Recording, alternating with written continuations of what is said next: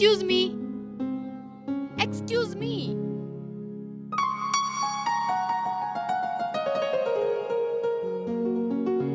Excuse me.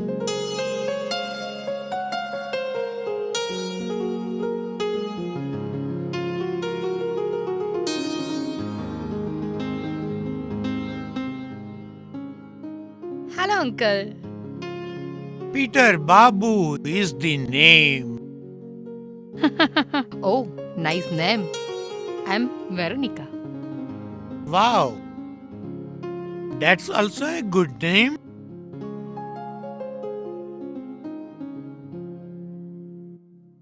Uncle, તમે શું શોધો છો? મારી ખોવાયેલી જવાની શોધું છું. તો અંકલ, આ તમારી છત્રી છોડો અને થાવ સીધા. પછી ચાલો સીના તાન કે.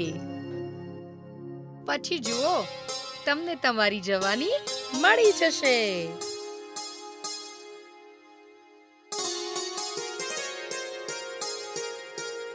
ગમ્યું હો, આપણને ગમ્યું. સીના તાન કે.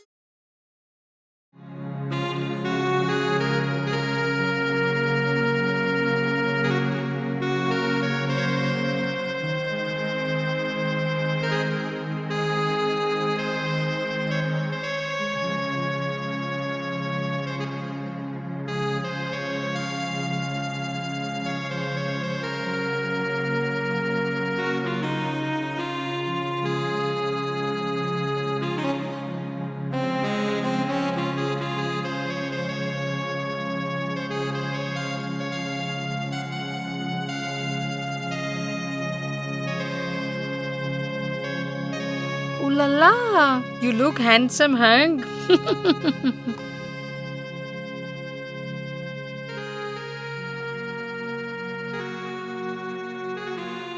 અરે, તમે આ શું કરી રહ્યા છો? પડી જશો. ના, હવે એ પોસિબલ નથી.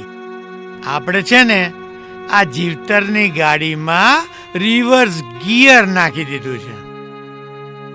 તને તો ખબર છે ને, નિવૃત્તિ પછીની જનરલ પ્રવૃત્તિ બધા બાંકડેથી ખાટલે ને ખાટલેથી બાંકડે એમ કરીને ઠાઠડીની રાહ જોતા હોય છે. પણ મારે વખતે છે ને, તું પેલો ટવકો કરજે. જો ચાલ્યો પેલો રંગીલો રતન. આજે 4 જણાના ખભે ચડીને ચાલ્યો. રોજ મારી જોડે રેટ્રો વોક કરતો તો. પણ હા, જો મને અગ્નિદા ના આપતી, જો મને અગ્નિદા આપ્યો ને, તો મારી જવાની બડબડ બડબડ બડબડ બડબડ બળશે.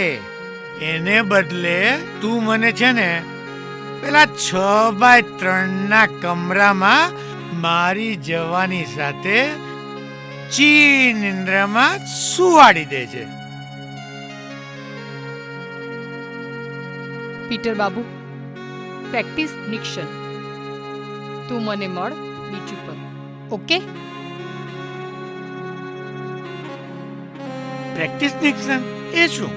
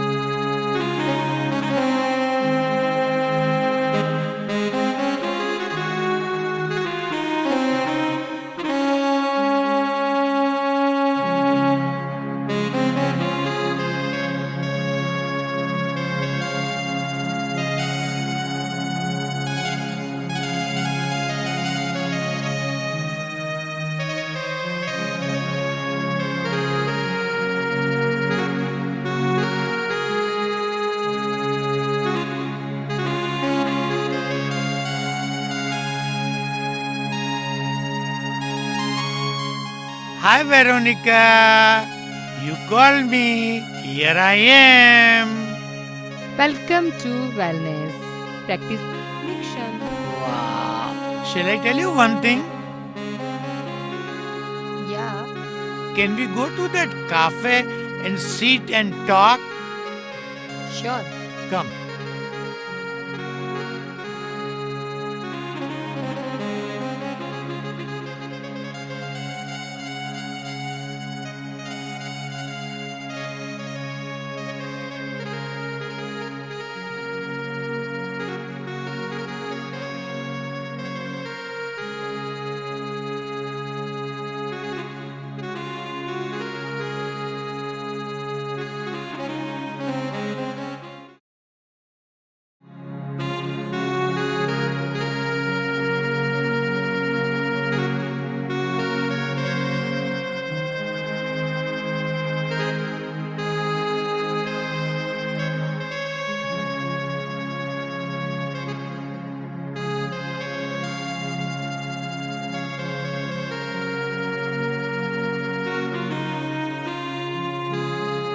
Yes, Veronica. Take your seat. Thank you. You too.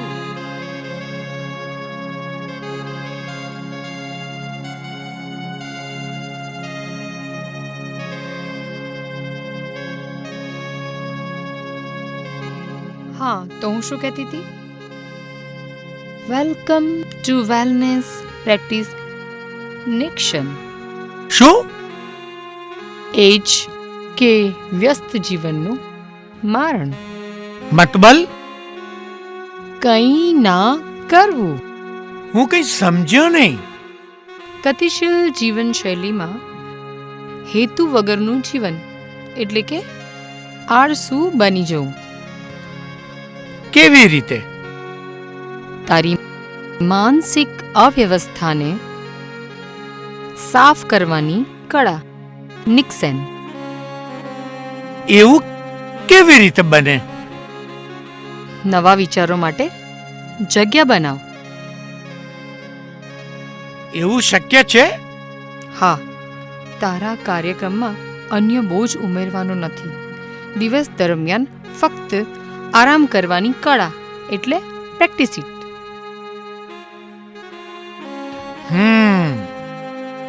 અદ્ભુત. જો, આ એક ડચ ખ્યાલ છે. કંઈ ન કરવું, નિષ્ક્રિય રહેવું, હેતુ વગર કંઈ ના કરવાનો ઉલ્લેખ પ્રેક્ટિસ નિક્શન.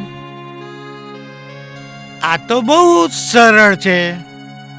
હા, એટલું જ કે બાલ્કનીમાંથી કુદરતને જોતા સહેલ કરવી. પણ પછી મારી ક્રિએટિવ પ્રોડક્ટિવિટીનું શું થાય? માત્ર તારું હોવા વિશેનો વિચાર એટલે પ્રેક્ટિસ નિક્શન. એની કોઈ ચોક્કસ ટેકનિક કે લક્ષ્ય? ના, પણ એક એવી ચાવી છે કે એવા કાર્યો કરવા કે જેમાં પ્રયત્નોની કોઈ જરૂર જ નથી. અરે વાહ. હા, છેલ્લે તારે દૂધથી જ ડિસ્કનેક્ટ થવાનું છે. અને આ છે તારી વેલનેસ પ્રેક્ટિસ નિક્શન. અરે વાહ, આ તો શૂન્યમાંથી આનંદનું સર્જન. અતિ સુંદર કન્સેપ્ટ છે. જીવી લે તારી જિંદગી. અને હા, તું શું કહેતો હતો? 6x3 નો કમરો? અરે, મોતને તિલાંજલિ આપ. રાઈટ. ઓ પીટર, જીવન બહુ જ ખૂબસૂરત છે. અરે, એકલા જીવીને તો જુઓ.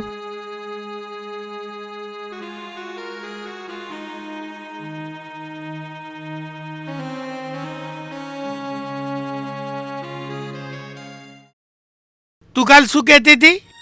એકલા જીવવાનું? અરે, હું તો સાગર છું. મારામાં સમાઈ જાય ને એ સરિતા શોધું છું. ને તું મને નિક્સનનો પાઠ ભણાવે છે?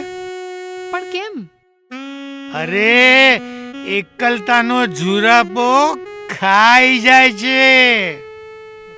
પણ મિલન પછીના વિરહની કષ્ટદાયક પરિસ્થિતિ કરતા તો ના, ડાઉન ધ મેમરી લેન મિલનની ખુશીની પળો છે ને ઝુરાપાને દૂર ઠેલે છે. અને વૃદ્ધાવસ્થામાં પુરુષની એક જ નબળાઈ હોય છે,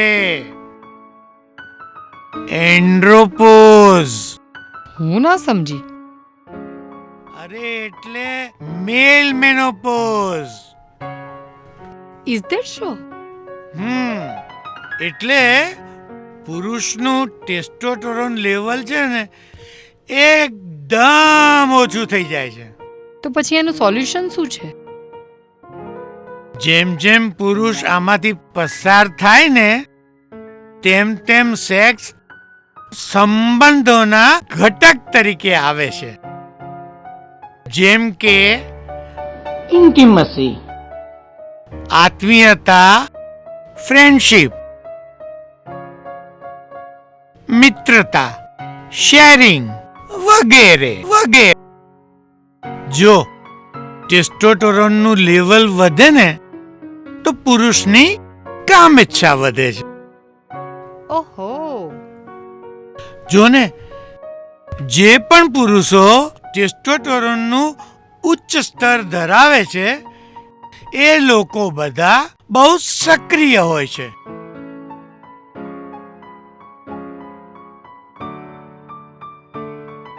અચ્છા. અને વૃદ્ધાવસ્થામાં આ જરૂરી છે. અને તેઓ વધુ વખત સરિતાનો સહવાસ ઈચ્છે છે. તો એમ વાત છે. પુરુષ માટે તે સમય સુંદર છે, કારણ કે તમારા મિત્ર સાથે શારીરિક માનસિક સ્તરથી પણ આગળ વધી ગયું છે. હવે હું બધું સમજી ગઈ.